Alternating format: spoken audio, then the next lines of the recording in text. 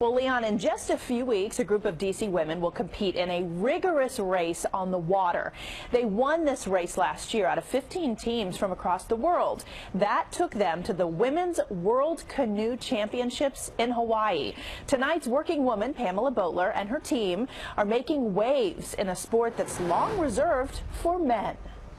Pamela Boatler is a world-class athlete who made history at the 2000 National Championships by becoming the first woman to compete in sprint canoe against the men and won gold and bronze medals.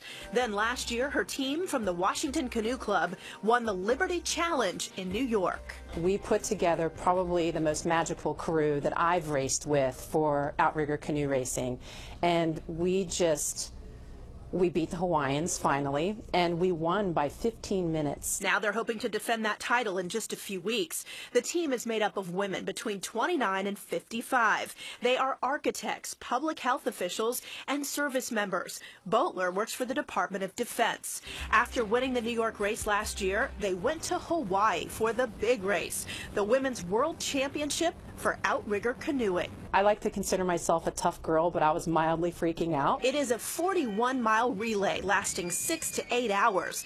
The biggest challenge for this East Coast team, it's one of the most turbulent channels between the Hawaiian Islands. Just the act of jumping off of a moving vessel and quasi-moving vessel and then having to wade in the water that could or could not have sharks. They practiced on the flat waters of the Potomac, faking waves with boat wakes. Despite their disadvantage, they were the first place East Coast crew and finished in the top third against mostly Hawaiian teams. That this is considered a spiritual journey and a test of resilience, a test of your mental and physical fortitude. And a bonding experience with the 700 other women doing the race. We're competitors, but we're sisters too, because we are all going to suffer for the next 8 hours together.